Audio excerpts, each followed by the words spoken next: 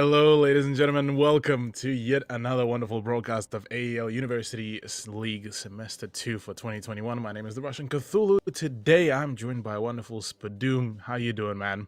I am doing really well. I'm really excited to be here for the second time this week to bring you guys another game from this round, round 5. It is right now, and this time we're looking at a different group. In fact, we're looking at UCID's obSYDian versus Deakin University's Owls. Two great teams that we haven't seen before much on stream this season, so definitely looking forward to it.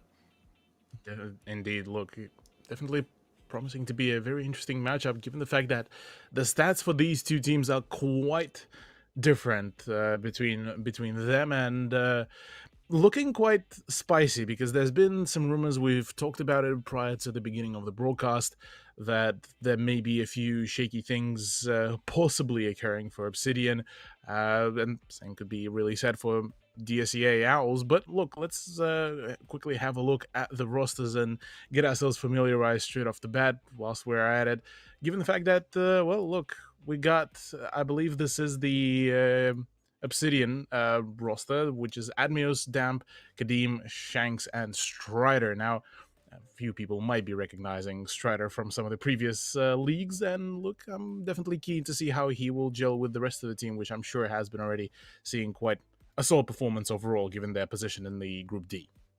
Yeah, Shanks, Kadeem also return, and Damp actually also returning from previous season. They did actually quite well, I believe, third in their groups, or maybe no, I don't think they made it to playoffs, but they did very well, and I do remember seeing them on stream, and it was quite a game to watch. But now we move on to DESA Owls, a new team up and coming. We haven't really seen much of them much at all, and I don't really recognize any of these names except Cthulhu. I believe you might recognize one of these players. Yeah, look, the addition of Shaq is definitely an interesting one, given the fact that the man has been ripping it up during OCL as well, and in the previous experience back at the Pro League as well. The man was an absolute fiend. Joining this team, I definitely think that he might just be able to bring in some very peculiar plays, to say at the very least. And honestly, I'm keen to see how will the whole team really gel together, given that their current track record is not particularly one of the more flashiest ones, sitting on 1-0-3. DESA Owls definitely not looking too pretty. Whereas for obSYDian, well, a 3-0 and 3-0 and 1 loss, I believe, is that's pretty good overall. Well, let's take a look at the maps now and what have these teams picked for themselves. We will be going to Coastline once again, and Villa is our second map. Coastline, last broadcast I mentioned that we don't see it much, but looks like we will be seeing it now. I think I jinxed it. Third time we're going to be seeing it this season, and it's definitely a really interesting map to observe and to watch. Definitely very different to what we usually see on Coastline and Oregon. As for our last map, Villa, Cthulhu, what are your thoughts on that one? Yeah, look, I'll be honest, I am personally not a huge fan of Villa, given the fact of how much of a slugfest they can turn into, but it does offer quite a fair bit of flexibility with the playstyles, with the way how you can really play your cards. You can go extra aggressive and balls to the wall, you could go very much strategical and try to plan out the full collapse from a variety of different positions. So there are quite a fair few ways to approach Villa, and I definitely think a much more kind of strategy-centered team will definitely prevail here, rather than Coastline, which does allow a little bit more of that kind of frag-heavy gameplay to be enforced. Yeah, definitely going to be very aggressive on Coastline. So much so that even though Coastline was actually DESA Owls' pick, obSYDian has actually chosen to attack first on that map. Generally, it is considered a bit more attacker-sided, a bit more frag-heavy, but definitely going to be a lot of roam game being played as well. In both of these maps, to be fair, Villa, just one of those maps with a lot of space for roamers to work with, so definitely going to be expecting a lot of off-site play as well. Thoughts on predictions? What are your thoughts? How is this all going to pan down? Look, I definitely, my feelings are leaning towards obSYDian a little bit more than DESA Owls, just purely for the fact that so far their whole track record has been looking pretty well. I know both Strider and Shaq are two very able gamers and have quite a fair bit of experience behind their back, but I think that for obSYDian, at least from what I've gathered so far, they had a little bit more time to play together as kind of a gelled well kind of squad, whereas on the side of DESA Owls as well, I believe Shaq is a stand-in for tonight, meaning if that's the case, then they didn't have a whole lot of time to really prepare and play together, and possibly that whole question of chemistry and the organization within the team could be kicking in sometime throughout the matchup. So it's one of those things that it's certainly going to be a huge question for me. But apart from that, look, if all of the 10 gamers can frag out, I reckon we should still see a very close matchup. Yeah, I agree with you there. I think obSYDian does have the upper hand in my books, but I reckon it'll be very close. We probably will be going to 7-5 or even going into overtime. I think obSYDian will come out on top just based on the fact that they have been playing together for longer. They do have that chemistry and they do practice a little bit more. And although, yes, DESA does have Shaq, of course, we have to consider that obSYDian also does have Strider. So that those two things kind of cancel out or even out, and it really comes back down to that kind of teamwork and synergy that can really make the critical play here. Do we actually have the ladders available for us to take a look? Yeah, we do, right here. There we go. In our group, we do have QT and UON both on a 3-1-0 record, 10 points apiece. obSYDian is right behind them, a single point down, and so is Monash after that, 1 point. So definitely all four teams, I think, are still in contention for those top two spots. 100%, yeah. I definitely think that obSYDian might have just a little bit more of a quote-unquote head start for themselves, given the fact that even if they will say lose out today's matchup, they still have a pretty good room for movement for themselves. For DESA Owls, I definitely will have to say that this is going to be one of the more crucial kind of matchups where they need to start ramping up their momentum, start getting the dubs in, start getting the wins out, and see how the whole squad can really gel together. Because yeah, whilst we are highlighting the star players, and me and Blue Panda have been roasted previously for praising Shaq too much, look, there are some things that a single person can bring into the team and completely upgrade it. Sometimes it's the whole team. If they don't gel well, even the biggest star power won't really help there. So we'll definitely need to have a huge look here in the first few rounds, see how will both of the squads will really gel, given the fact that now for Coastline we're just about ready, really. The attack pick for obSYDian, I definitely rate it, and it does show that they are very confident, because usually when teams are not particularly too happy about certain maps, the head start with the defense is always kind of more preferred rather than something to go with the attack, and it definitely shows that obSYDian are very much still prepared for this type of map to be brought on board. Yeah, definitely. But I think that is enough talking about the map now. I think it's time to actually get into it and take a look for ourselves. As the action pans out, round 5 of the AEL Uni League for R6, USID obSYDian versus DESA Owls. Here we go, ladies and gentlemen, on Coastline. There we go. Yeah, there we are, finally transitioning over. DESA Owls to kick things off on the defense, obSYDian on the attack. obSYDian does actually strike quite a memory in my head, given the fact that there was, back in the old Cybergamer days, there was a squad under the name obSYDian, but it was slightly spelled differently. But definitely a nice kind of, if it was the intention, that is a nice homage. If not, well, still pretty neato to see. Jackal is to be banned out first of all by DESA Owls. Will be making things a little bit easier for the Romas to play around, and it's certainly something that you would prefer to bring on board. Thatcher is the next one to be gone, and well, nothing too really unusual. obSYDian definitely know exactly what they want to get out of the way, and they want to make sure that they finish this matchup as quickly as possible, maybe even.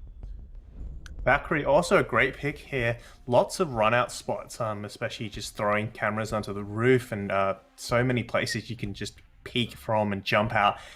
I'm really not surprised that Valkyrie is being removed here. In fact, Valkyrie has seen a rise in her ban rate in professional leagues as well. So I guess we're seeing an echo of that here in our very own. And of course, Mira, once again, the Spanish will be removed from the board. No Spanish Inquisition here.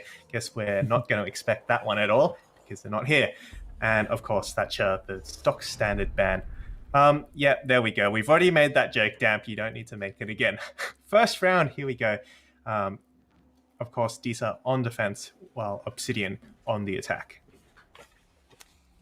Yeah, curious to see what can be brought on board by obSYDian already. A few very courageous picks are being brought on board, and Amaru, surely that is going to be a 6th pick from the obSYDian gamers, and well, there we go. She is indeed a little bit of a kind of dead giveaway, given the fact that on Coastline, probably Amaru is the last person that you would really want to bring on board unless you are fully confident in your fragging game. Jaeger onto a Jaeger, look, we're not going to talk about that. Hookah Lounge is going to be our defense site. So overall, the composition for the attack is looking pretty solid. Ace, I'm assuming that is going to be used for the breach onwards, on towards the Defenders, protect your the bombs bar from being defused by attackers. wall. Apart from that, really, it's all looking pretty solid. Something to really look forward for both of us, really. Yeah, I definitely like this Flores pick here. I mean, if we just think about that aquarium bar kind of site, there's a really, really difficult player who's going to be playing there. So the Flores will be able to flush him out. And of course, 4 grenades to work with. That's the multiple places. And of course, Damp on the Nomad. He's going to be cutting off those stairs, just making Roman's life a lot more difficult. Of course, we do have the smoke shotgun today, no MP5K. Although that is a bit odd considering they do have the Rooney to work with, so. And of course mech with the impact grenade. So either way, it is still a great weapon to have in this scenario. 10 seconds out, and so far, attack is looking like they're just taking it nice and slowly and making sure they don't get spawn picked early on, which would be a real shame here. Yeah, nobody to spawn and nobody to get a spawn peek onto is definitely not going to be the best case scenario, albeit that Mech is about to maybe start making the moves around, although he still has an inkling that there may be somebody rappelling up. No, won't be spawning anyone just yet. Everyone's still on the roof, so we'll be leaving the hologram just for a brief moment longer. For the time being, though, for obSYDian, they are making a solid progress so far, getting the drones in, making sure that they are keeping the information flow rather nice and clean. And apart from that, we'll have to wait and see if Kadim and Co will be able to make the play, because this is a very spread thin kind of defense lineup from Owls, and having both Mech and the Jaeger of Marceline outside and away from the site may end up playing right against them. Yeah, I really like the way you should have approached this. They've taken from the VIP master side, and they've managed to cut off half of this site. And that leaves a lot less room for the defense to work with. Even though they haven't really taken anyone out, they've kind of narrowed down the area they have to work with. Well, I spoke too soon. Damp will down Mac. He won't be able to find him, because he doesn't know. Shaq going for the pickup here, as well as Marceline.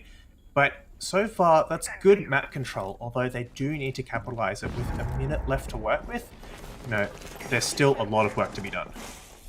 100%, yeah. There's still plenty of things to be done, plenty of site picks to take. There is a pretty solid presence here by the oh no, by the ballistic shield, but that's already gets shut down as I was waffling through the words. Skies is already getting all tagged up and pretty much annihilated behind the bar, and right now it's definitely a little bit of a sticky situation. Shaq is going to try to make a play here around the second floor hallway around the jars, but really nothing to yet. 30 seconds to go, and well, so far it is looking in favor of obSYDian, but I say that Kadim and Dampa are very tagged up right now. Yeah, a lot of presence in hookah, not much roaming presence to work with. Frag Grenades goes out and actually takes out that last person in Billiards, and now so all players are stuck in hookah.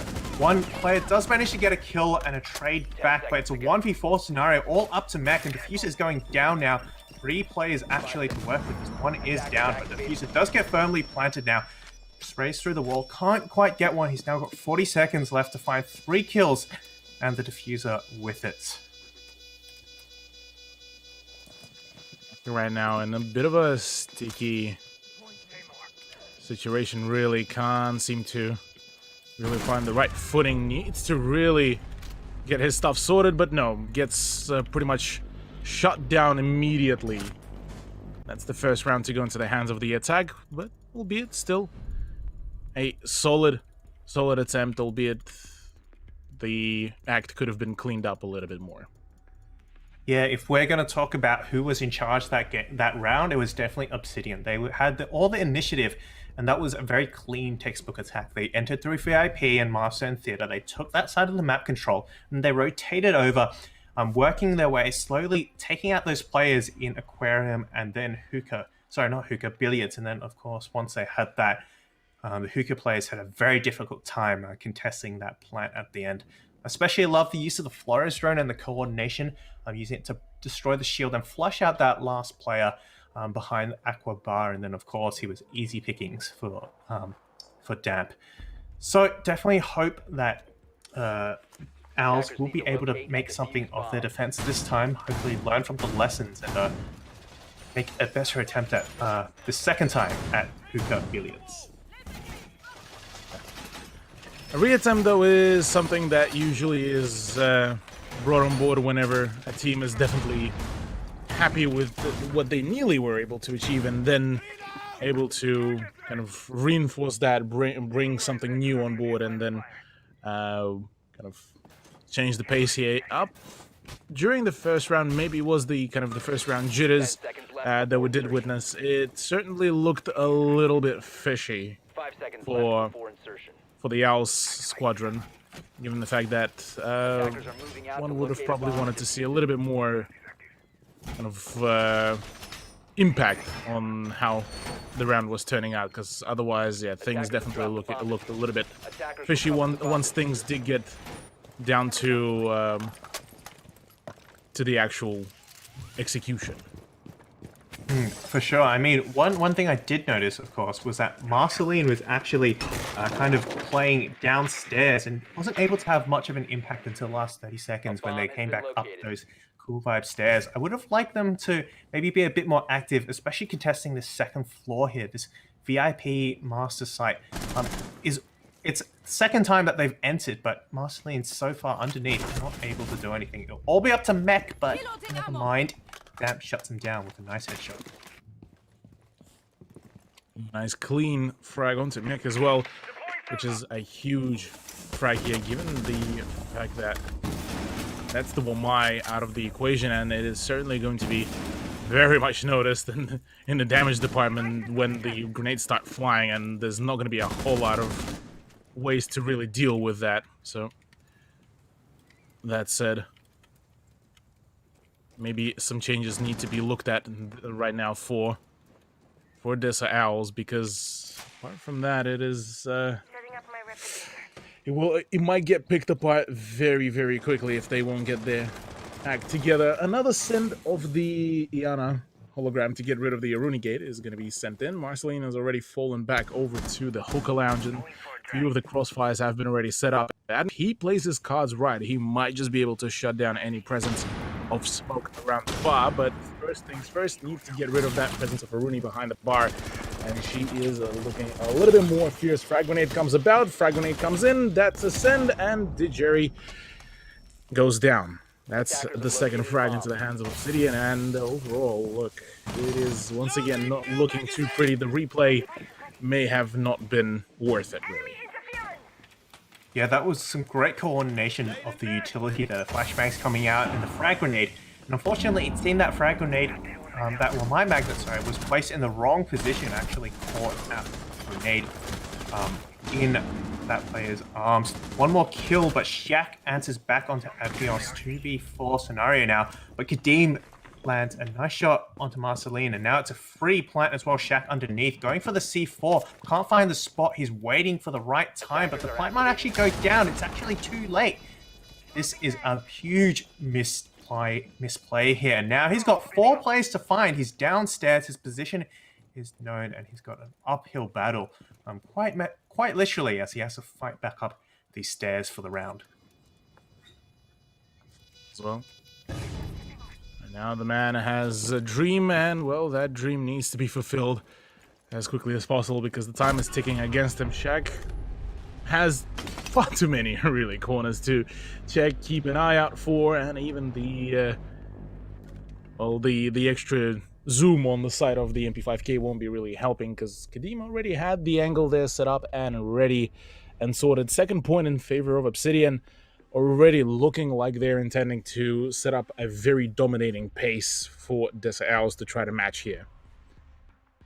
Yeah, that was almost a flawless round too. The only kill was onto that ace who actually swung onto that player, the smoke in billiards before getting fragged out. So actually not a bad trade there. Definitely cleared the site for an execute. So overall, obSYDian definitely looking like they're in control, and we've mentioned it before, that teamwork, that synergy can play a huge part, and it looks like, as we saw there, even having the star power Shaq on the team wasn't enough to win them that round. So I think they've learnt their lesson. Second floor hookah billiards is not the play here, and it will be the first floor kitchen service site for the round 3. Kitchen service is going to be quite a change of pace. That is probably very much needed right now for the Owls, given that Hookah Lounge was certainly not one of the best turnouts. Funnily enough, though, we haven't really seen much of a vertical gameplay from obSYDian, so they didn't really need to, per se, take the ground floor. They didn't really do a full clean sweep of that, at least from what I've seen. And it shows that they are not particularly too caring, really, about that. As long as they're able to instill a very nice crossfire onto the site and make sure that they keep things locked down, that's pretty much all that really matters and all that is really working here. So with the kitchen service, this might really force obSYDian to now go a little bit more vertical, given the fact that they also have now the presence of Sledge, who should be able to make the life of the defense a whole lot more difficult. Also, a lot of shields being brought here from the defense. I believe that's 3 shields, 2 explosives. So being able to hit those shields from the vertical will negate some of their effect. Of course, you can't hide from the roof. The shield doesn't go over your head. So I do like to see this vertical play, and hopefully it works out. And on the part of DESA, I would like to see them challenge that a little bit more. Didgery already lit up and nothing in return. This is not a good start. Not at all, man needs to. Too good of a situation for the Jerry. Damp already going in for the full send. Mech is tagged out. 44 Magnum comes about, and actually it's Shanks to actually finish him off, but the damage has been dealt with a pistol already. Full control of the bedroom is here in play. And looking to now keep on going for the push. Not a whole lot of coverage really here for any kind of flanks, and doesn't look like even Owls are intending to do so. Albeit Skies does manage to get a frag onto Damp. Now that is a solid equalization of the man count really here between the two gamers, but you're looking at the health pool.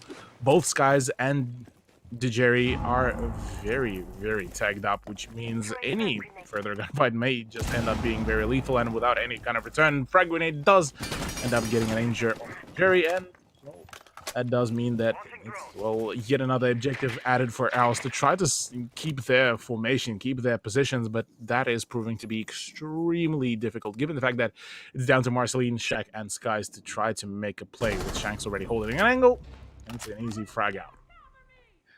Well, he had to do something here. In a position like this, you have to make the big plays. Shaq went for that flank, sorry, but unfortunately, just was not good enough there to counter Shanks, who was already holding that long angle with a nice 2x scope. So it will be 3 players left on the board. Didgery has been picked up, and he is prone, so he has got a pretty good angle.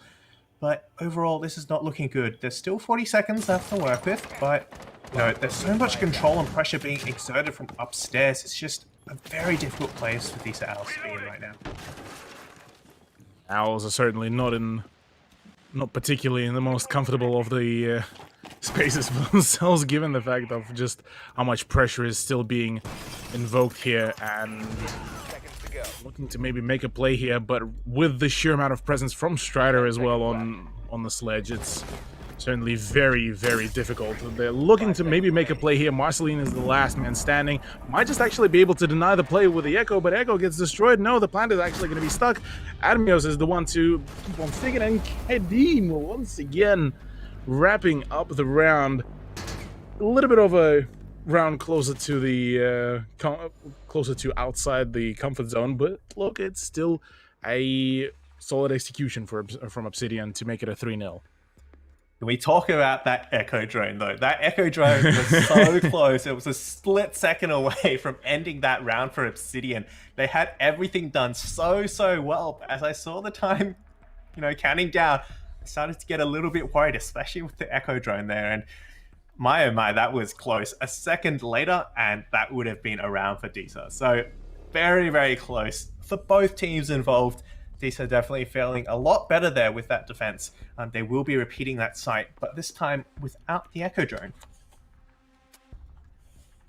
DESA managed to actually still keep up the pressure quite well overall, and making it still look as competitive as they could have made it. Marceline to swap over to a Chanka. Now, that is an operator that we haven't really seen a whole lot of things, at the very least, anywhere outside of the Tier 1 leagues, like, and during, well, the 6 Major, where Chanka was kind of used in a kind of similar way as how Smoke, to a certain degree, is being used to deny some of the entries, plus the LMG of the TP25 does allow some nice rotation holes to be made, very surgical ones, might I add, as well.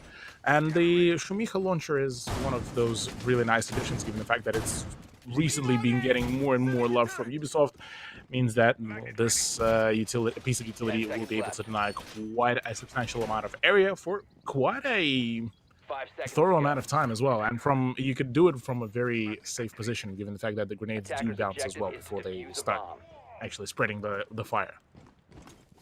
Of course, that can also be a Bane as well. It makes it a lot more difficult to position compared to Smoke's grenades. But of course, a well-skilled player will be able to make very, very good use of that.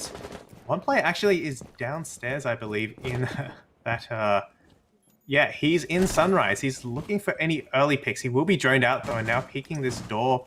But USID, smart enough not to go for it. They know it's a dock in there. It's probably not worth it at this point. Droned out once again, so they are committing to looking for him, but they so far have been fairly cautious with how they approach. I mean, I definitely have to say that obSYDian, given the fact that they already managed to gather quite a solid advantage, it's certainly something that they still need to keep an eye out for and being very cautious, because as Sky's just demonstrated, it is still going to be very punishable once they get overly cheap. Continuation of dock swinging is certainly something that is, oh lordy, you need to be very mindful of, because right now Kadim was nearly able to get the better of Skies, but actually he was the one who got down, and Skies gets to heal himself back up to full HP. So this is definitely a very thorough, very solid amount of time that has been already drained, and not a whole lot of advantages has been made by obSYDian, and possibly Owls might just be able to score themselves their first round here. 1.5 minutes completely wasted by a single player. They have not been able to get much of a foothold. They have managed to get a nice wall banger, but Marceline will take down Kadim with that fire now. And Shanks is the only player actually in the building. Admios, however, will add to that kill count. Sky, sorry, will be taken down. 3 versus 3 now as 1 minute remains on the clock. Never mind, Admios, a nice headshot there onto the Tashanka. Will make it a 2v3 scenario. Man count starting to work in the favor of obSYDian, and what was looking like a good time waste has suddenly now turned in the favor of obSYDian. Maybe a slight over dedication towards that may have been a little bit of an overkill from Owls. Once Skies went down, kind of things started going downhill. Shaq and Dejeri last man standing. Shanks, at the very least, is very much tagged up, so if he does go down in a very timely manner, DESA Owls might just be able to get the better of them, but Admios picking up a phenomenal kill. We'll be leaving Shaq all alone in a 1v3 situation, but the time is of the essence here. 16 seconds to go. The plant needs to be started here, and right now another angle being contested. Strider is the one to go in for the plant. Shanks and Admios are trying to keep it on the go, and well, Shanks is the one to wrap it up. So fourth round in a row already does show that obSYDian as a unit altogether are certainly working out very, very well. I do like this kind of adaptation from DESA, though. I do really like the fact that they've kind of tried to take those early fights. They've tried to be a little more aggressive and make UCID fight a little more for that map control. So far, we've seen that, they've been able to get a lot of early map control. And so, Skies on that dock was actually able to do a significant amount of damage and waste a lot of time. But ultimately, UCID were able to adapt to that, and rather than going for the vertical, they went for a straight horizontal push, and ultimately that worked out really, really well. Let's see how will round number 5 here go, because obSYDian are certainly looking like they are willing to make this a very nice, borderline flawless first half for themselves. Coastline is one of those maps that does very heavily rely on some solid coordination, and the moment momentum just kicks in, it is incredibly difficult to get past that. But yeah, brain lagged out there for a brief moment. But yeah, look, I gotta say, obSYDian definitely are doing absolutely stunning work there, and I don't think it is kind of the bad on Owls, as they've shown that they have what it takes to keep the pressure up. I think it's just more so just obSYDian came into this very well prepared and pretty well trained, and you can see the chemistry is working out between each and one of the attackers really, really well. The communication is continuously flowing, whereas on the side of Owls, you can still feel that there is a little bit of kind of either miscommunication or just some of the players attempting to be a little bit kind of lone wolves there for certain players. Yeah, it's so important, especially in such a small map, to always be moving together and keeping up with where all the defenders are. And I think, like you mentioned, UCID have done that really, really well. They've managed to lock out a lot of these players, and they're always aware of where they're coming from. Like that flank watch from Shanks onto Shaq, he was just holding that angle the entire time. He didn't look away, he was just so focused on his one job, and of course it paid off very, very well. So hats off to obSYDian, and hopefully DESA Owls will be able to pull off some rounds here. They do need to get some rounds on the board and at least start breaking the momentum that obSYDian have built up. Speaking of momentum, Swing comes about. Damp is the one to shut down, albeit at a cost of half of his HP, but that was a very, very courageous swing, which I don't think in any kind of other situation would have been really allowed, given if the jury would have known about the swing. But regardless of that, right now it's still a very early round, albeit half of the timer has already expired. Mech downstairs, if he can make a play, if he can get the better of Kadim and then start snowballing that kind of momentum into play, that could be huge. Whereas the rest of the team, they are playing very much anchor heavy on site. Shaq with the Tachanka and the Shamiha launcher coming about, trying to make a play, but the first step is to get the better of that. Ballistic shield Sky is just being swarmed right now, and fortunately having a few issues hitting some of the shots. Yeah, for a second I thought he was going for the camera, not sure what happened there, but he does get away with his life, Kadim, not quite able to catch him. But that position is given up now, and so control of these stairs has been ceded. 44 seconds is what's left to work with. Mech, in fact, will go down to Strider as the flames go up at the back, trying to get this peek on the upside down repelled player, but it will be a player from behind. And Admios is now on the site, and he might actually have the diffuser. No, Damp does have the diffuser, sorry. I thought he might even just go for a plant there. This site control has been lost, and Skies and Shaq are in a world of hurt right now. Yeah, but there, at the very least, there is some presence with the C4s. Skies is able to get another one, and Kadeem, even though managed to keep things up until the plan did go down, is able to get yet another frag. Skies definitely is in a world of pain, and Admios does end up putting him out of his misery.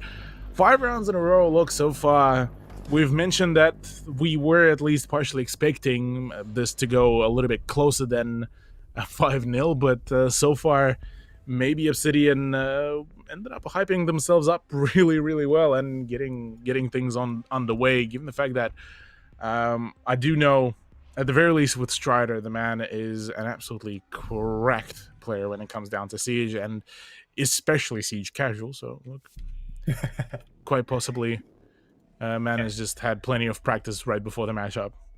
Yeah, who knows? AEL might be closer to casual than competitive pro league. Who knows? Who knows? Actually, can we take a look at the scores and see how everyone is doing? Is it just Strider who is leading the pack, or is it I think it may be actually Kadeem, yeah. Kadeem, look at that.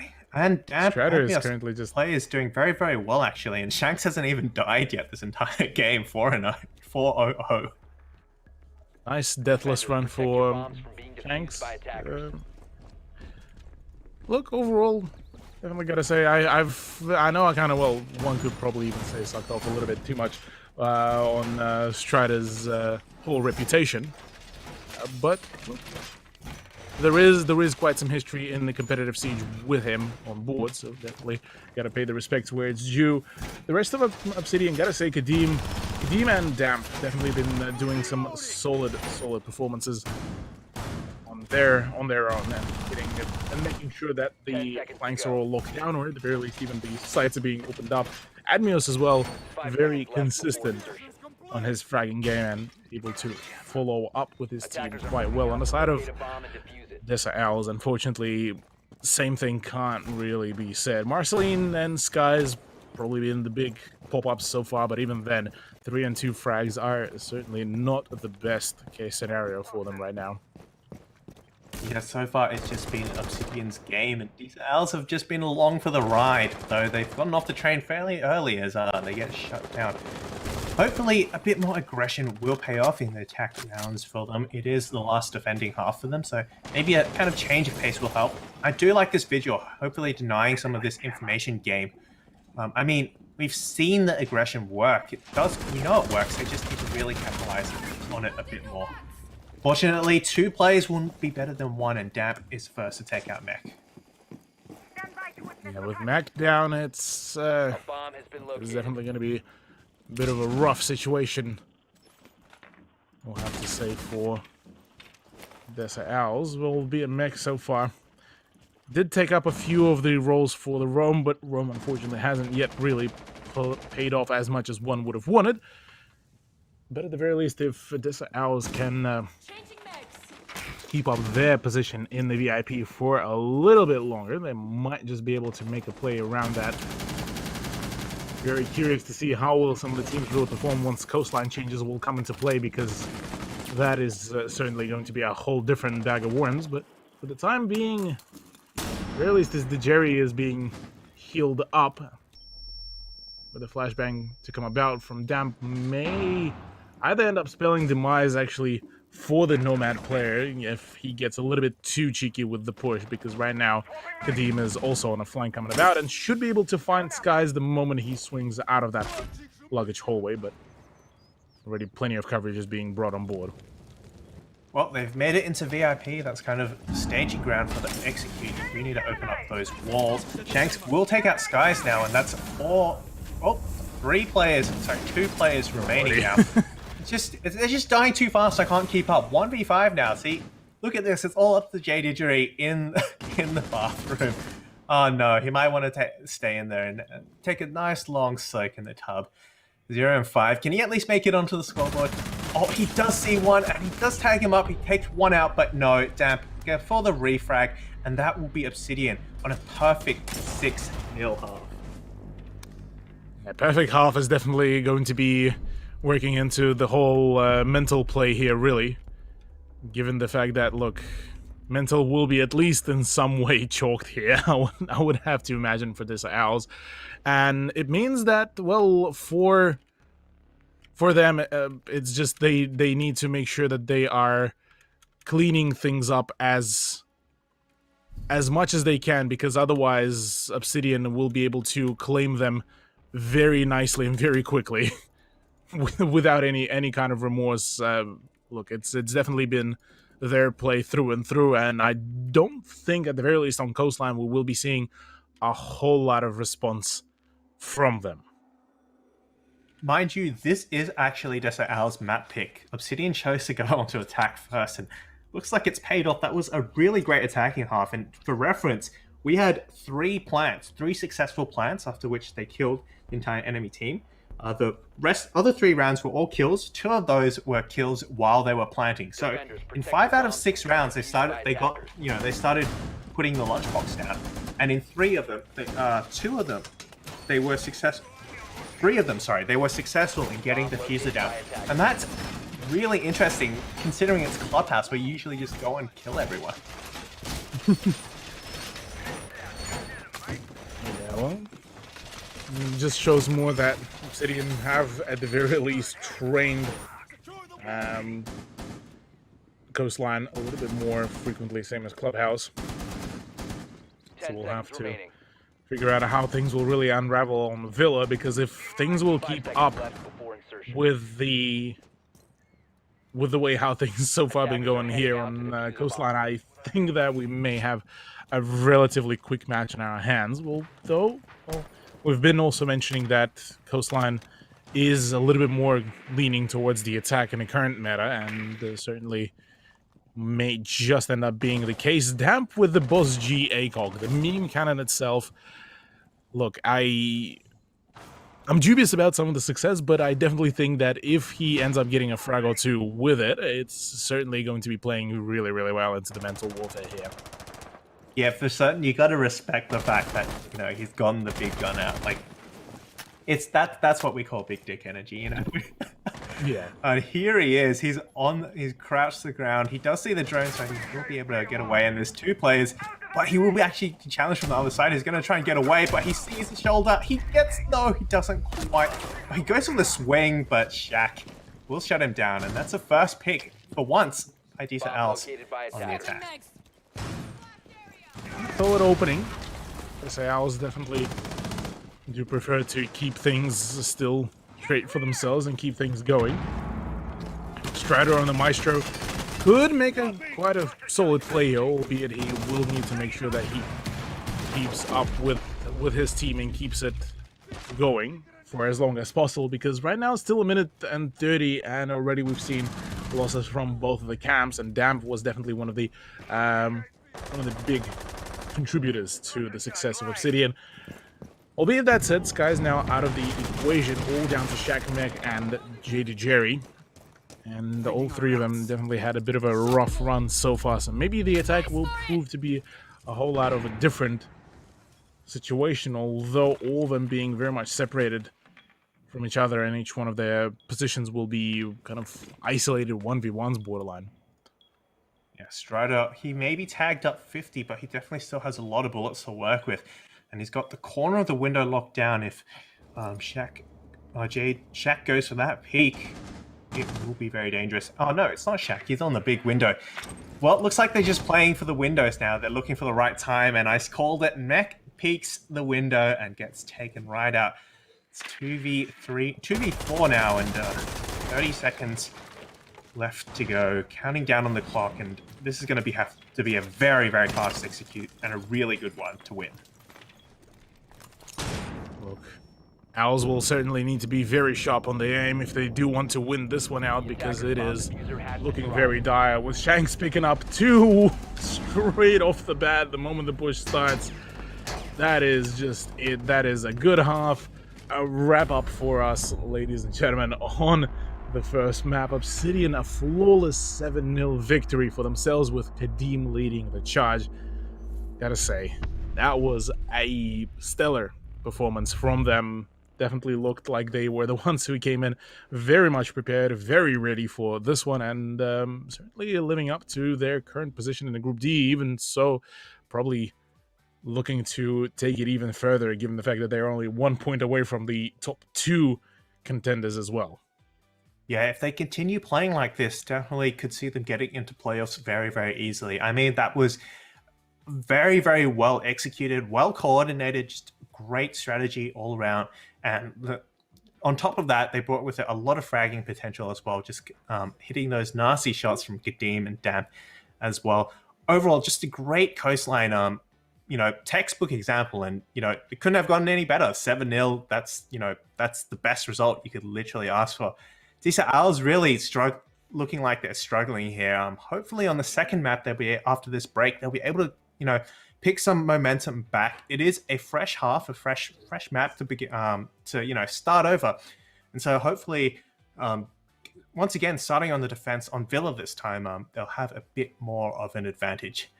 But we will have to wait a bit for that as we do go into a short break now. We will be back in 5 minutes, so make sure to stay right where you are, and we will see you shortly.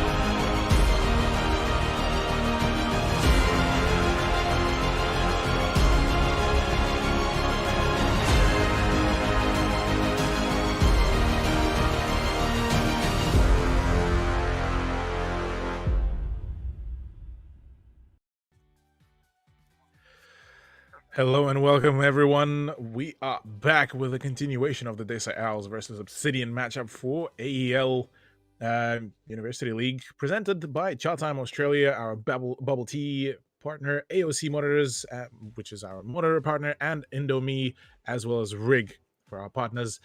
And look, huge shout out to them, because without them, the show couldn't be here with all the wonderful production that we have around here. Spud, we've had a very, very solid performance from obSYDian on map number 1. That was Coastline, very frag heavy, that we expected both of the teams to clash really, really hard, but at the end of the day, 7-0 was all that we got. Yeah, solid is a bit of an understatement. It was great, frankly. It was a textbook example of how to play Coastline. They just cut off all the roamers. They made sure they had all their angles, and the coordination and communication were really, really good. DESA, of course, did put up a bit of a fight. There were some moments where, definitely could have gone very, very wrong. I still remember that Echo drone that almost clutched. It was so close. And if USID had been just a second slower, it definitely would have been a DESA Owl victory there. So overall, not too bad. Let's take a look at how the stats speak about this particular matchup that we saw.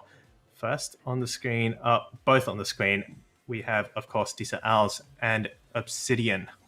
Yeah, look, it's even the scoreboard itself pretty much tells the whole story. It was a colossal shutdown, full-on through and through by obSYDian. Not much to really be deconstructed here, apart from the fact that it definitely felt DESA Owls still need to maybe work on some of the coordination, maybe even a certain aim game was not maybe there. Maybe it was something within the mental. One could never fully know unless you are part of the team.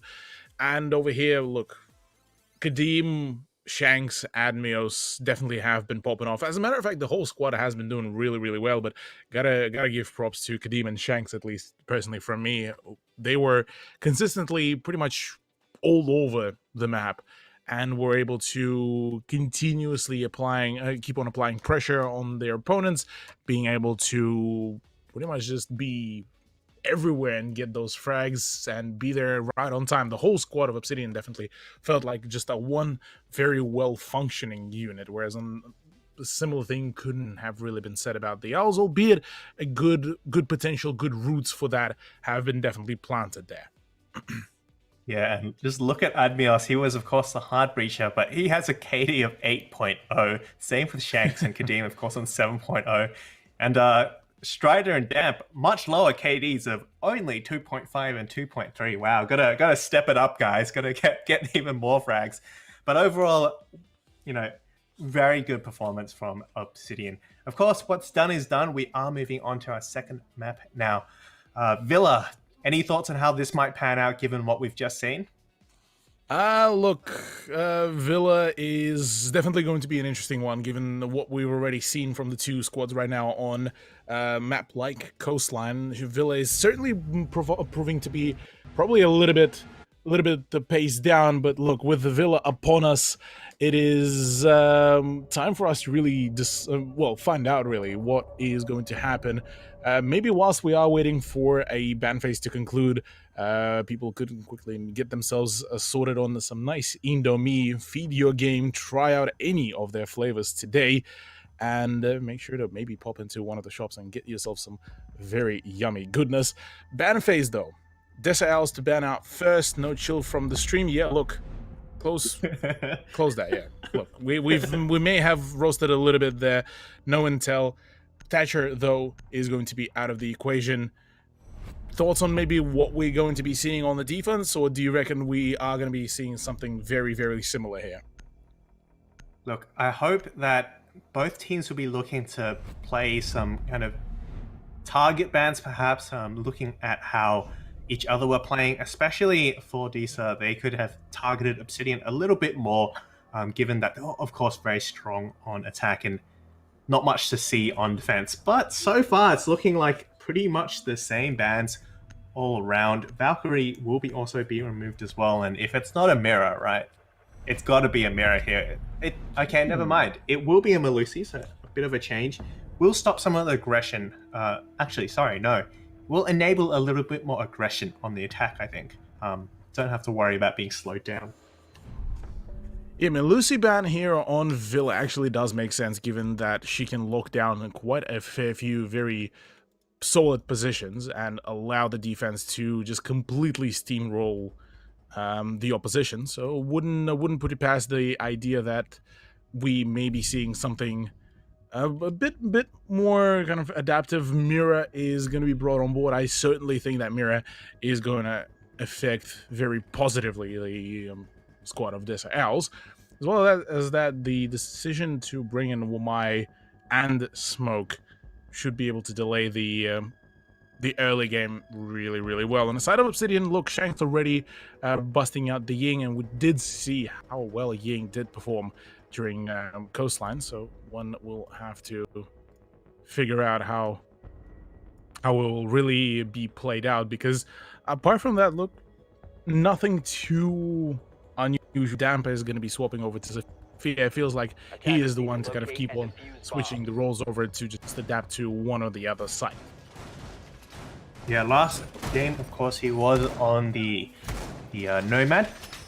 So there is a lot of potential for Nomad here. You can use it to lock down those Astro stairs and those red stairs, but if you do have good drone work, and obSYDian clearly have great drone work and good flank watch, I think they can forgo that. So he has chosen to bring the soft breacher with Sophia.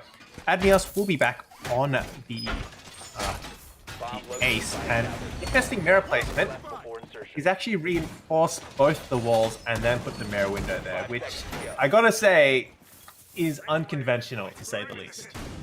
I mean, well, you say that it's unconventional. It still serves a solid purpose of giving out plentiful amount of information. Sure, it doesn't provide any kind of aggressive possibilities, albeit it does still allow a solid information play with the C4 from below. So if DESA Owls do end up working around that, I can assure you it is going to be a very dangerous weapon to play around.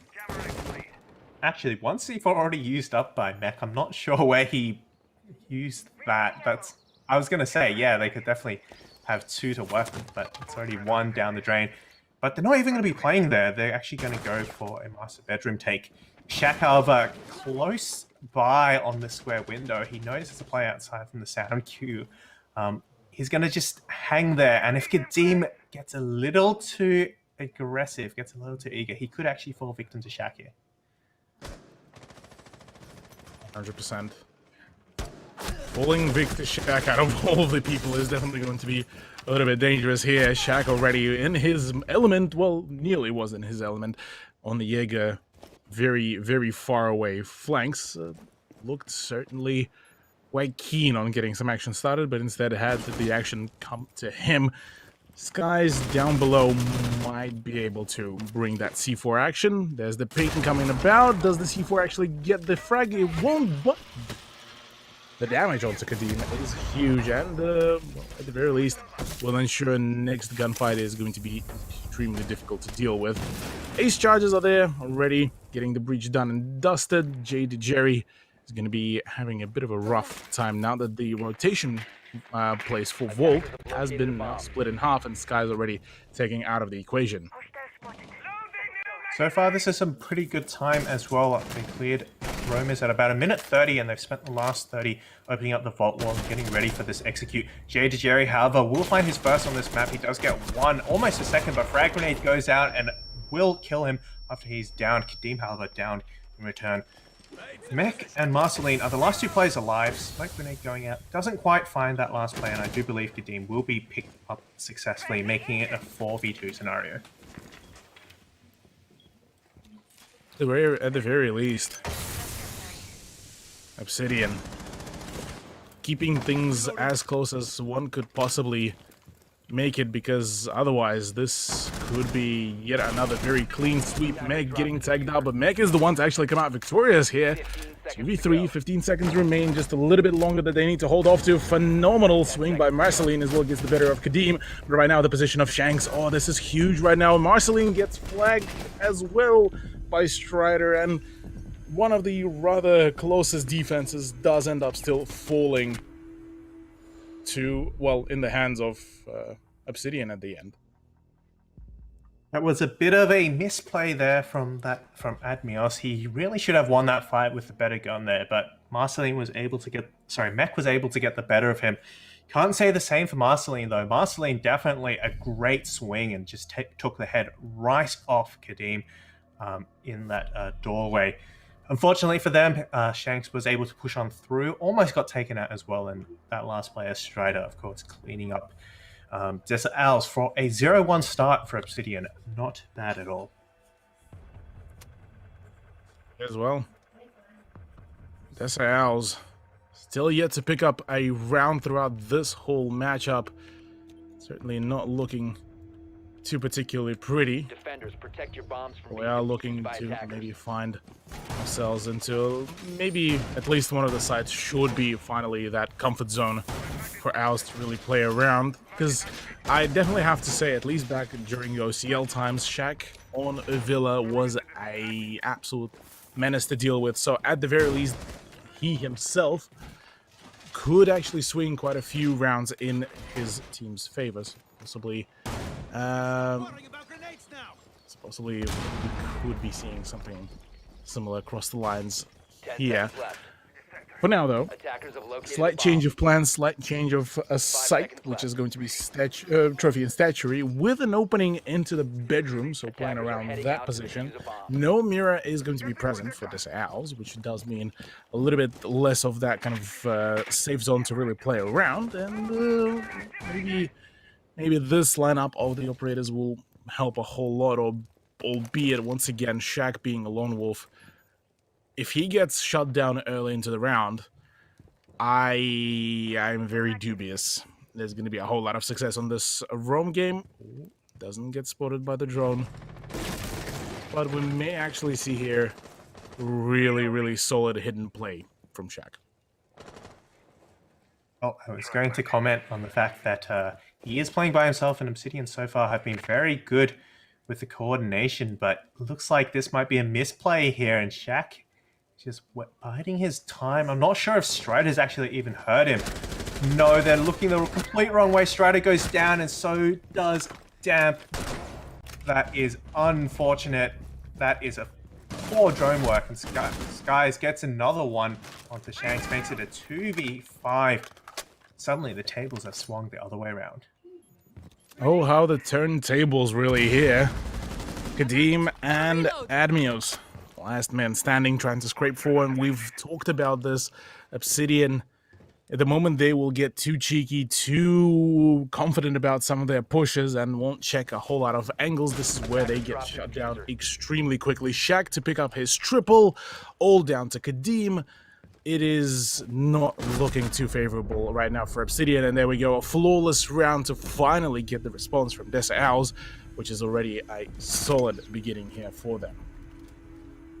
First round on the board for them this entire night, and what a way to do it. Flawless round with a 3k from Shaq off some poor drone work from obSYDian. Definitely a way to leave a dent in obSYDian's pride.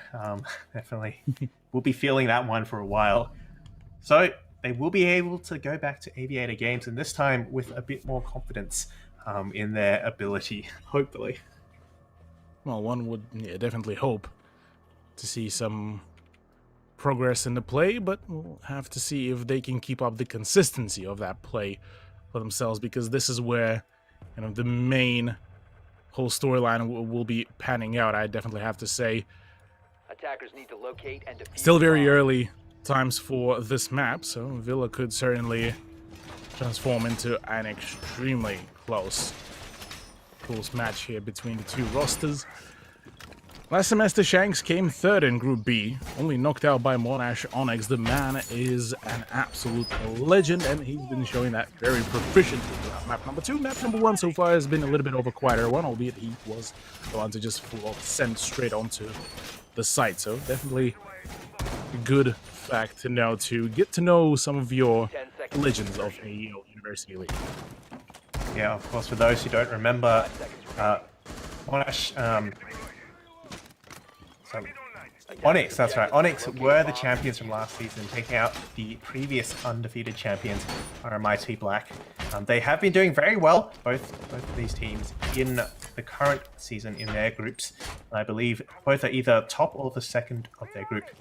So definitely going to be a great season for both the top, actually, according to our producer. So definitely going to be a nice showdown coming up.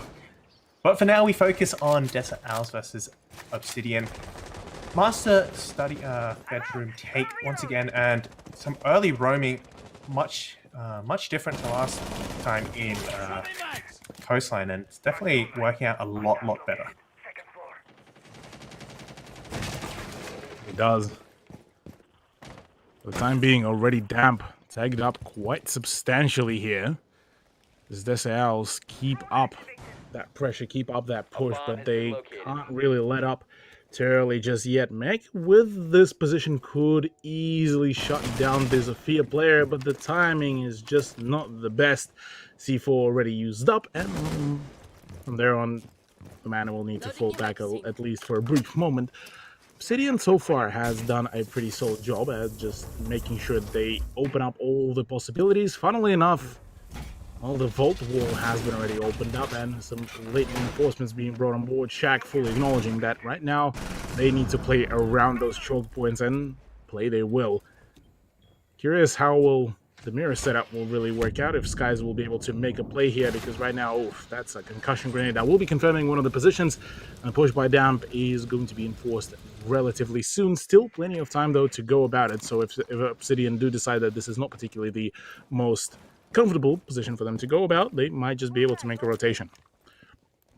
Hooking a frag grenade now from underneath. I think this will actually land. It does. A beautiful grenade, and J-Didgery had no idea what hit him. Oh my goodness. Well played. The communication, coordination, and of course, that perfect cooking. Absolute madness there, gotta say. A phenomenal frag grenade actually managed to flush out a very powerful position. A swing comes about. That's the Vector does claim victorious. Frag grenade comes about, but that is only gets eaten up by yet another ADS. Admios is the one to find Skies. 3v4, still plenty of ways to go about it. It's an absolute bloodbath with the Yin Candelas coming about. Marceline is even continuing to pitch it onto the whole dilemma. All down to Strider 1v2 with 18 seconds remain now. It's all down to him. Unfortunate glitch as well coming about. No, does not see the chunker. Marceline keeps up the dream for DESA Owls, and well, there we go. Second point for themselves. Already Villa is looking much closer than we've expected. Yeah, this is the kind of game we expected to see earlier on, and finally DESA Owls looks like the Night Owls have indeed woken up. They are playing much better, and funnily enough, on obSYDian's map as well. Definitely MVP there, Shaq and Marceline. Cutting off those entry points with the Tachanka, and Shaq, of course, finally being able to go full on ham and getting a lot of kills there. Certainly.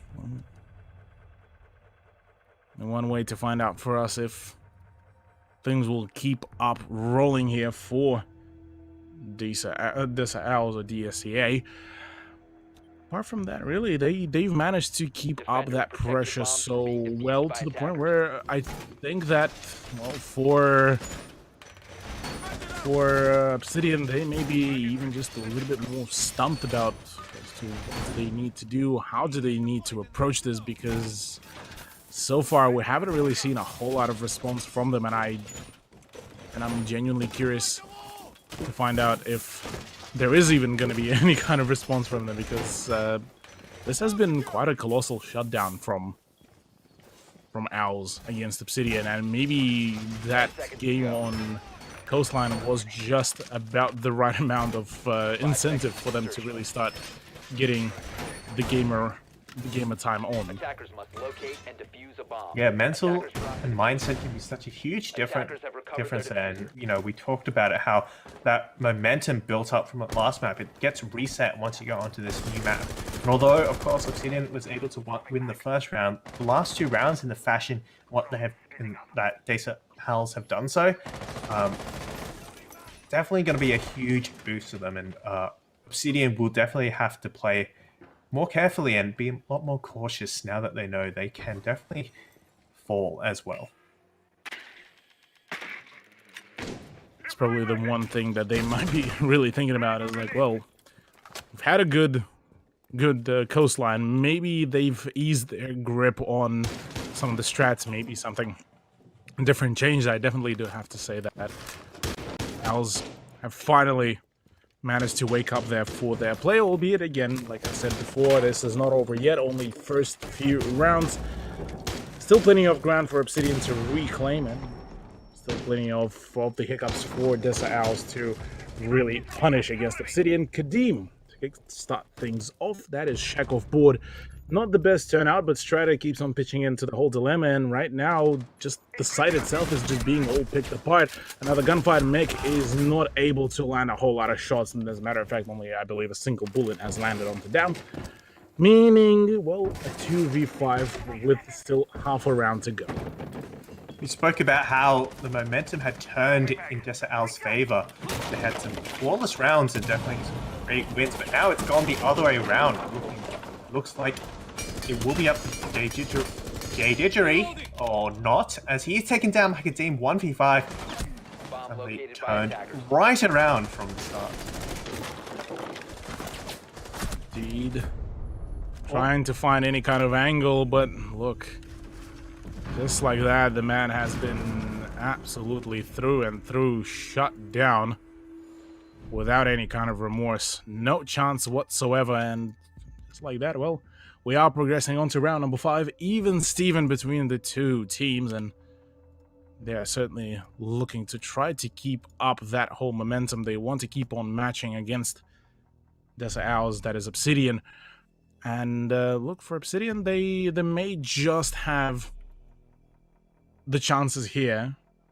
Same goes for DESA Owls, but right now Owls need to utilize their advantage in the whilst being on defense for as much as possible. Still 2 more rounds to play out before we see the swap of the sides, and Trophy and Stature Room will be brought on board, but this time Sky is to be bringing in the Mirror, which I don't think we've seen before, so this is going to be a good change of pace here between the two rosters, or rather within the player, just to ensure things are a little bit more workable, or maybe a little bit spicier.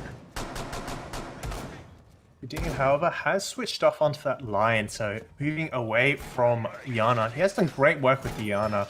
And the frag grenades, definitely, of course, we spoke about earlier, that perfectly cooked frag grenade onto that player behind the bar.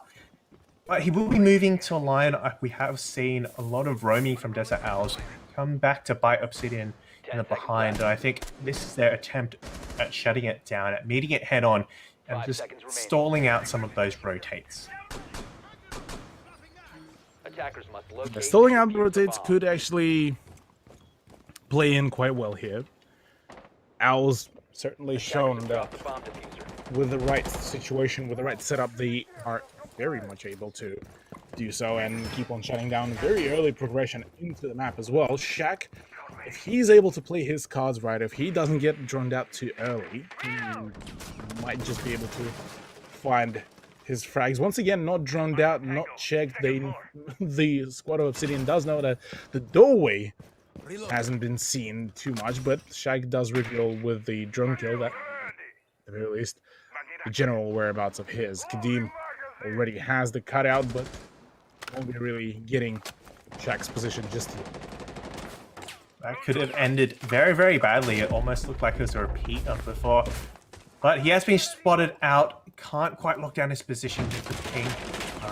But Explosive will come in, and he's going for a challenge right here. Still crouched. He might actually look too far, but the fire has come out now, and Shaq gets burnt alive and shot in the back by Strider. In fact, I think that fire actually may have hindered him a little bit.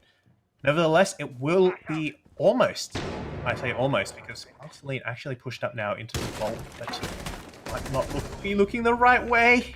He is not. Shanks downs Marceline for 3v5 scenario. 3v5 is still somewhat workable for Owls, albeit not the best case scenario. At the very least, Admirals has been down, so maybe some health advantage going into some of the gunfights could really work out. We'll have to figure out if if anything, can be really sorted here. Skies definitely has been seeing some promise, but right now, Meg, once again, poor man just can't get a break. Getting shut down by Shanks, and all down to Skies and JD Jerry.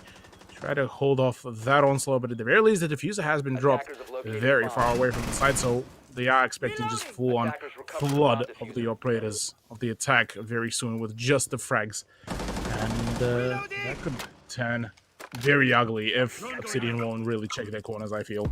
Bomb located by Going attackers. for the execute now, or at least getting some intel to work with it. JD just misses Cthuhlu, and Cthuhlu gets a nice headshot. It's all up to Skies now. He knows there are players ready to push him. He has to play aggressively and go for this, you know, 1 in a million dream, but Damp is already planting and Strider gets the better of him. A flawless round, 2 in a row for obSYDian as they look to start changing things up once again. Maybe those 2 losses were kind of that wake-up call for them, given all the turnouts, all the situations. Round 6 is upon us, and look, this has already been a much closer performance from DESA Owls compared to what we've seen from them back on map number 1. Aviator and Games will be the final defense round for them. Looking at the picks, Thunderbird, I don't think that is allowed just yet, so will be a 6th pick out of that. Onto mute, so far not a whole lot of changes. I'm definitely curious what could have been done if there was a little bit more maybe emphasis on some of the trap meta.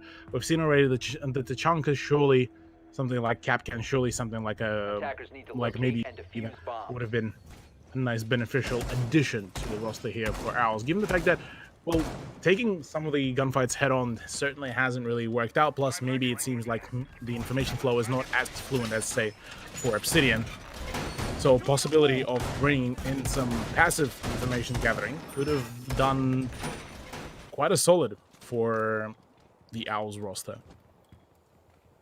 Another way they could have countered maybe the superior information game from obSYDian is the Vigil, and I definitely like that Vigil swap here. We saw early on how a lack of information can punish obSYDian for Shaq hiding in the corner, take out 3 players, and the follow-up was enough to close out that round for obSYDian for the DESA Owls in flawless fashion. So maybe playing into that with the Vigil and the mutes could be key they need here. Unfortunately, it might be a little too late here. It might be enough to get them a 3-3, but definitely not a round advantage here. Well, Shaq is still very much proficient in his art of being able to play that late roam game, so we'll have to see and figure out if he will be able to play for that disinformation game, because right now a single pre-fire through that wall could have been the end of him, but thankfully for his opponents, whereabouts were not really just yet told, so it's a calm before the storm, one could even say. For the time being, an opening chance for him to bail out, and so he will. Line charge comes about, 5v5 still to go.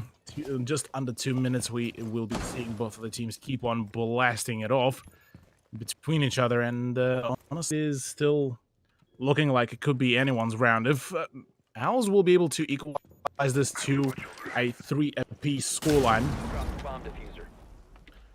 this could mean a good play from them. Admiral's already down, Kadeem down and out by Skies. Is a huge turnout here, and does allow obSYDian to, or rather, sorry, not obSYDian, does allow DESA Owls to keep up that pressure, keep up that momentum. And if they do able to shut down this very round, meaning that the second half will be equalized, this could be a very big advantage here. Damp is the one to be taken out yet again. Sky's putting in the yards for the team. We'll be allowing to, well, keep up that attention onto him to allow Shaq to make that big rotation. And if his rotation is going to be shut down promptly, that could give obSYDian the chance for a success. But apart from that, right now, Shaq at the very least has the element of surprise Marceline now out of the equation to get the better of him. Mac is still on the stairs. Another swing comes about. There's the ping. There's the frag. A triple for Skies and a frag for Shaq. All down to Strider. 1v4 now. He's got so many players to find and so little time to do it. 20 seconds.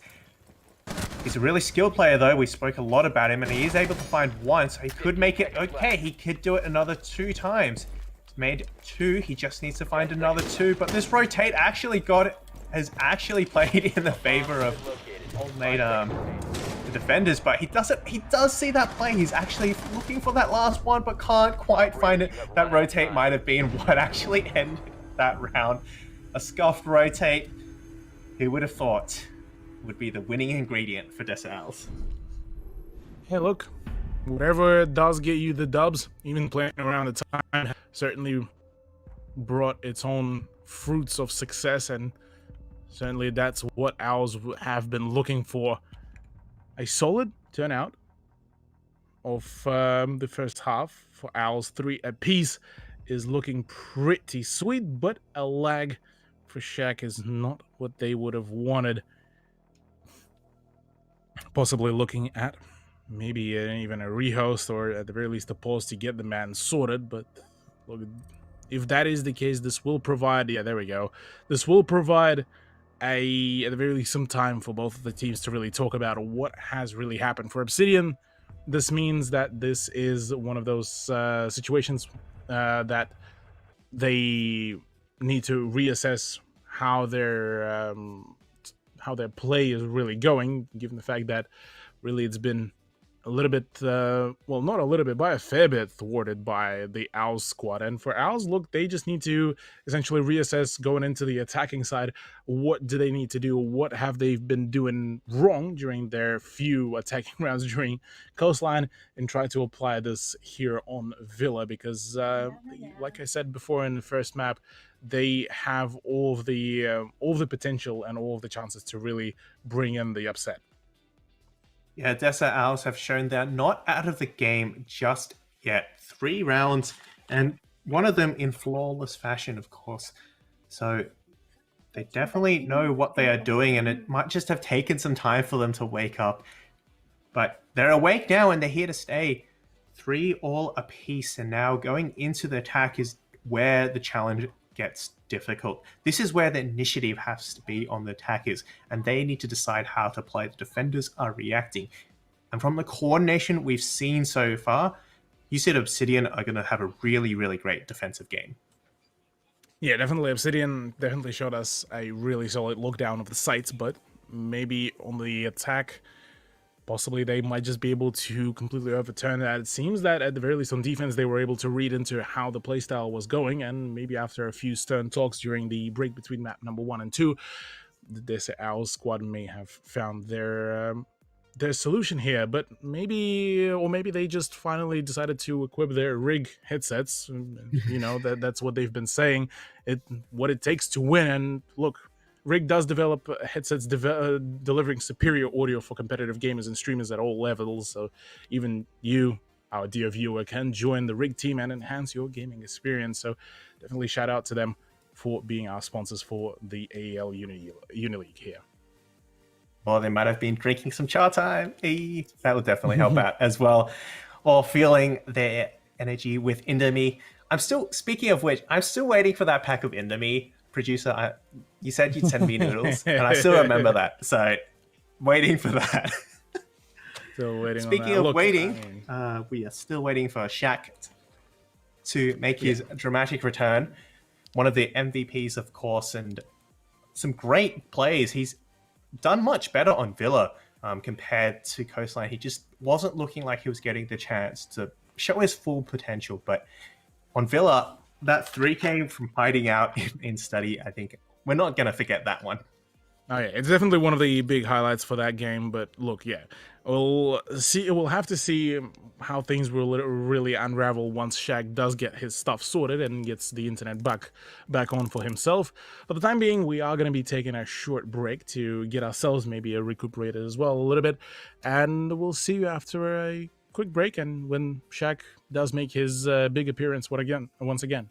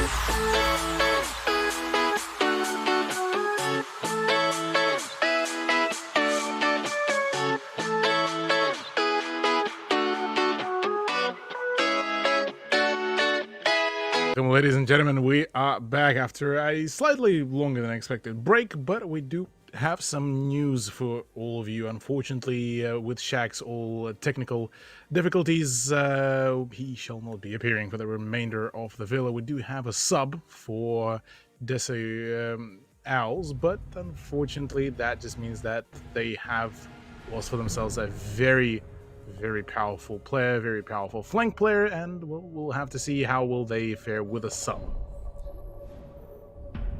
Well, the battle is definitely on now for both these teams. DESA Owls feeling a bit of a disadvantage here. obSYDian will be better off through this. It was either a 4v5 or a 5v5 here, so DESA Owls didn't really have an option here. Amog OCE will be the one who is joining us, and we haven't seen this player yet, so they could actually be something new. Maybe this is the play because they have better synergy. Who knows? Could be. We'll have to find out now as we are 3-3 into the second half. Yeah, it's still a kind of a quote-unquote the dark horse to be brought on board. Obviously, again, another question of how much of a time has been spent with the team by Amog, and so we'll have to see if he is among them as kind of one of the core players. Aviators and games. The first defense round on the side of obSYDian that we'll be witnessing. obSYDian so far has showed us some quality performance overall, albeit a much less organized about against what DESA Owls were able to bring in, with the kind of Shaq spearheading a few of the advancements, albeit the rest of the team was also being able to pull up a fair few really solid performances, namely Skies and Marceline with their plays on Mira and Tachanka respectfully. But apart from that, look, Spud, we've seen so far a relatively even-sided game from both of the rosters. What kind of things do DESA Owls need to keep up for themselves to keep up this kind of pressure, to keep possibly even acquiring more and more points for themselves? I think they kind of need to keep up their spirits and know that despite losing what you could argue is their best player, they still are in this with a chance. They can still keep fighting for this.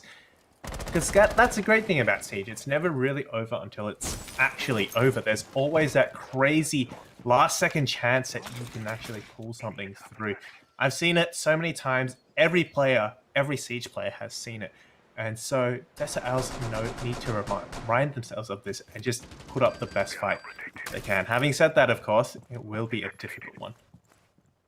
Oh, it will be a 100% a difficult still push, a difficult play, given the fact that the loss of Shaq may end up playing into a bit of a mental game there. But look, for now, you look at the setup from obSYDian, and it's still looking pretty well. You have a few very core positions still being held, double held, as a matter of fact. Strider standing about on the main stairs, same as Shanks and his smoke, so could very much play hand in hand, as well as that Kadeem holding his position over by the exit from the statuary room. So overall, this is looking very promising, albeit DESA Owl is still yet to make a play, still yet to get any kind of tangible information even to this with this set as well, because the information gathering has definitely been one of those issues. But Meg does open the scoreline onto Kadeem quite well, albeit it does leave Amog with the trade. At the very least, we have a 1-for-1 trade in a very quick succession. So far, though, it's been 2 minutes burned up and not much pressure has been exerted on these side players. I speak of that, but Skies is already in. He takes one out with him. And Cthuhlu is actually right behind him, actually going for the plant now. And there's no one in study to deny. Skies is able to take one out, it seems almost. But Marceline will be answered back. And now Cthuhlu with the diffuser. He actually goes for the swing and he does land it. Attackers actually managed to bring this back. Very nicely done, DESA Owls once again opening up the scoreline in their favor. A solid performance on the attack, being able to bit by bit slowly deconstruct the whole opposition of defense. And well, there we go. a 4-3 scoreline in their favor. Only 3 rounds remain for them to finally claim themselves the dub over obSYDian, who very swiftly yoinked away the whole map 1 that was the coastline in the 7-0 fashion. So this is already a much, much better performance from them. Trophy room and statuary is going to be, though, the choice for the site.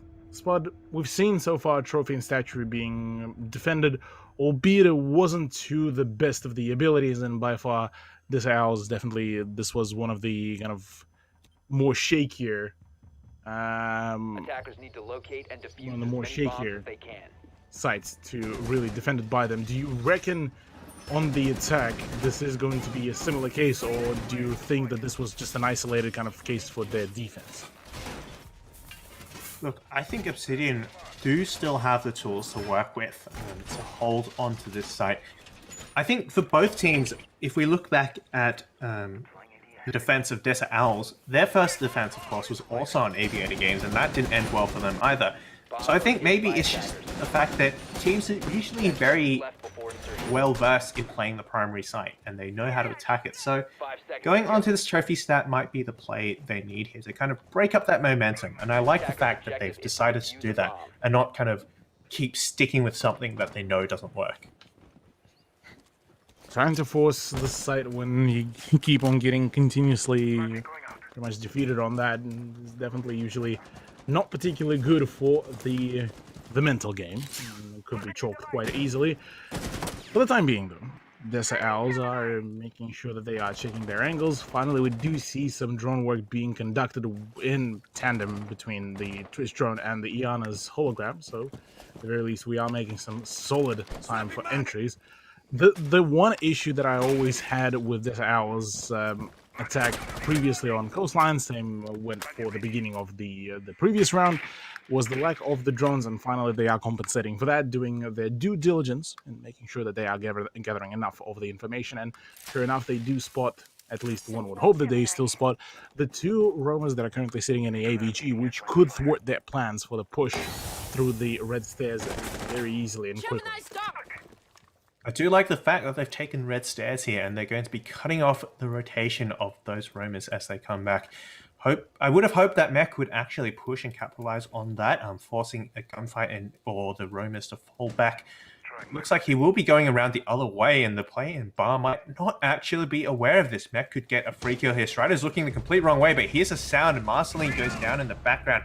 And now with the information given away, Strider gets a free kill, 1 on the head. Mech answers back, but it's 3v4 now in the advantage of obSYDian.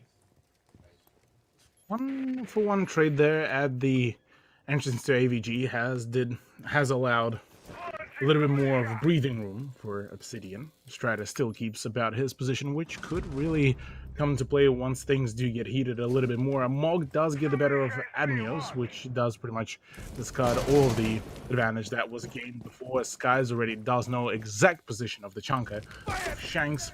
So right now, technically a 2v3 situation on site, with Strider still roaming around the area. Some vertical presence and around the master bedroom. A forceful presence with the flashbangs is about, but right now Amog is going full on send. Right now the Shumiko launcher is there. No, DP-27 comes out victorious. Shanks somehow still survives. Jada Jerry trying not to walk into the interior grenade. Skies as well trying to apply some more pressure, but there is already the rotation comes about. Swings from Kadeem. Plenty full of damage being dealt, but so is onto Shanks. He is finally down, and Jada Jerry will be able to finish him off. 2v2, 16 seconds to go. The plant needs to start happening, and Skies is extremely low. Skies is the last man standing all of a sudden. Kadeem on that double gets shut down. 1v1 situation, 7 seconds. Strider has the power position here because Skies right now being forced to pick up the either frag or the diffuser, but neither of those are being done. obSYDian to win out a round of their own, this time off the back of just playing by the mistakes of the DESA Owls squad. A much closer round there than I think either of those teams would have liked. Came down to 1v1 in the dying seconds of the round. Had Strider been a little bit close to the side, it could have ended very, very differently. But of course, as we know, we saw Strider roaming earlier on in the round in the bars, and he was never really displaced out of there. And he managed to hold on to that right to the end, and it was his saving grace. And the saving grace for obSYDian, 4-4 now as they even out the scoreline going into round 9. There is. We are still on 4 apiece, still a close contention between the two rosters. Both of them demonstrating us some high quality performances, really, and it's so far so good.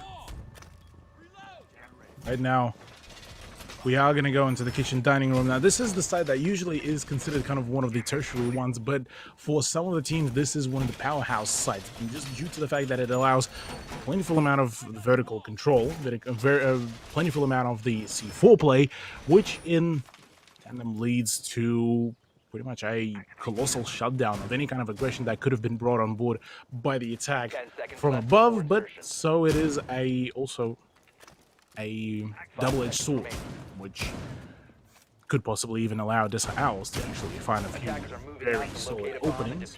So we'll have to work around that, see how things will go. Shanks setting up a few vertical angles around the wall, and we might be possibly even seeing some solid amount of presence up above to keep the attackers away from that vertical gameplay for the time being, though. For DESA Owls, they'll need to find their own pressure points here.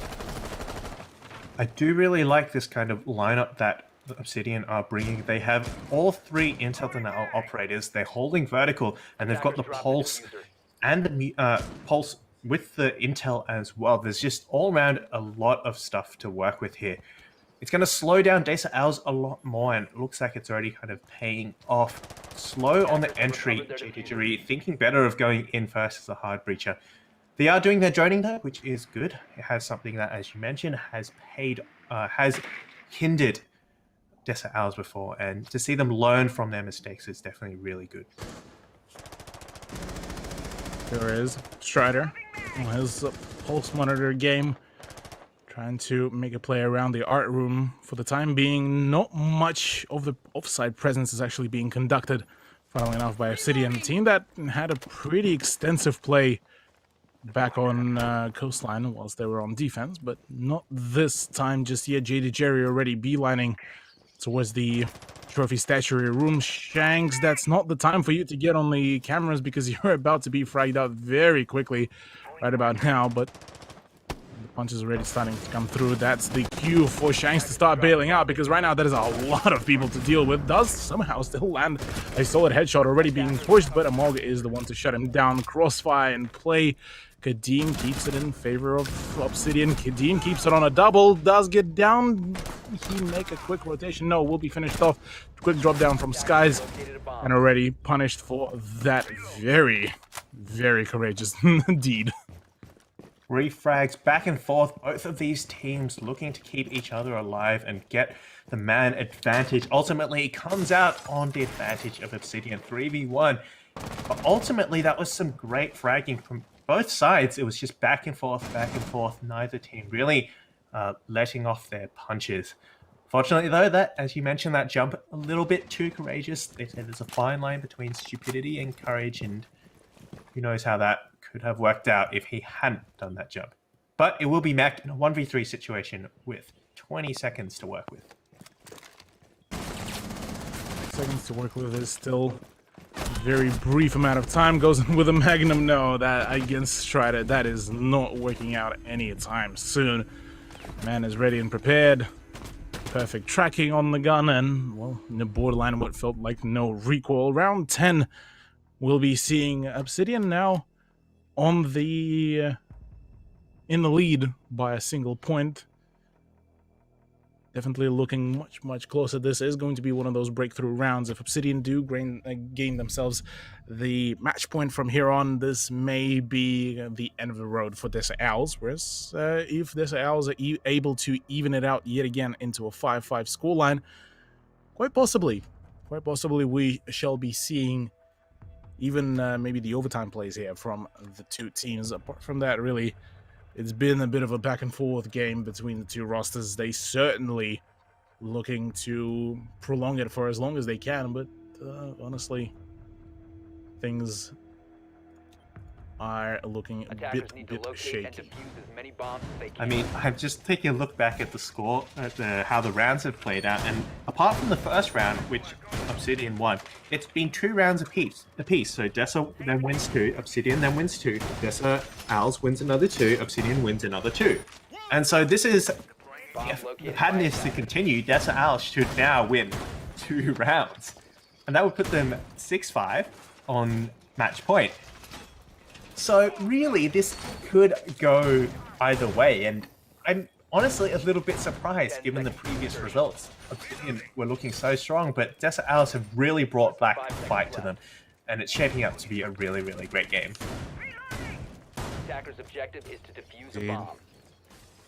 Both rosters so far on Villa managed to show some absolutely beautiful plays, absolutely beautiful executions, but this is going to be the decider as to whether it's going to be a very still dominating win from obSYDian or whether we are going to be going into the ending of this matchup with a draw between the two rosters, just gaining the wins on their opponent's map picks. So just a brief few more rounds and we shall be getting that very decision very quickly. Apart from that, look, gotta say obSYDian been doing quite a solid amount of work with their defense. Once they figured out the whole pacing, it's definitely a much better momentum play from them. For now, though, Skies to go in and send the hologram to try to find any kind of presence. Kadeem, full well knowing how strong can the info gathering game be, may just be able to hide away. I'm not too sure if the drone of the RCXD drone, if he's spotted in the position of Kadeem, but right now the gunfight does erupt. Well, Mick, completely clueless about that presence. That's rather unfortunate. Kadeem gets 1 and makes it a second on the Astro Stairs 3v5. He's solo roaming all by himself with no backup, but he doesn't need any. That's 2 free kills in the pocket. He does take 50% damage. And Amog is hunting him down. But so far, that's been a pretty good return for 50 health. Sure is. Marceline now on a solo hunt, but Kadeem has already bailed out from that position. If he would have decided to push over to those stairs, might have just been able to find at least one of the few juicy kills, but that's not the case just yet. Just yet. Amog definitely feeling something sus. Aiming at the red stairs, knows that there may be some presence, namely Kadeem, who has been quite thorough on her own, but unfortunately patience does not prevail here. And Marceline is the one to punish Kadeem, but already the damage has been done. 2v4 with 33 seconds. Look, things are certainly not looking particularly too favorable for the DESA Owls roster. Cthuhlu and Marceline, last 2 players alive, sticking together, making sure they can possibly get some refrags, but I spoke too soon. Admios is takes out Marceline, leaves Cthuhlu all by himself, looking for those picks, gets shot through the wall, can't actually quite land the shot. He has to rotate now, but with 10 seconds left, there's nowhere left to go, has to push. Admios ends that round, the headshot, and 1 round away for obSYDian. There is 1 round away from the full greatness, and obSYDian now surely looking to be well and truly figured out what they can do, what they able to pull off really here for themselves. Trophy room, statuary room is possibly going to be the final stage for us to witness here between obSYDian and DESA Wolves, or DESA Owls rather. Wolves not yet. Owls still so far still trying to figure out who is the target that they need to keep going with. And Mech swapping from one oddity to another, fused to a Monty, looking to try to maybe apply some passive pressure here with the shield. Well, it might be time to throw something out, something unpredictable, because so far obSYDian have looks like they're reading the book of DESA Owls so well. They know how they're playing, they've gotten the hang of it, and even with the switch to Mog OCE, it hasn't worked out too well. I do want to mention though that it hasn't been too bad. Amog actually has had a pretty good impact so far on the game, so not too shabby at all, considering the circumstances in which he was brought in.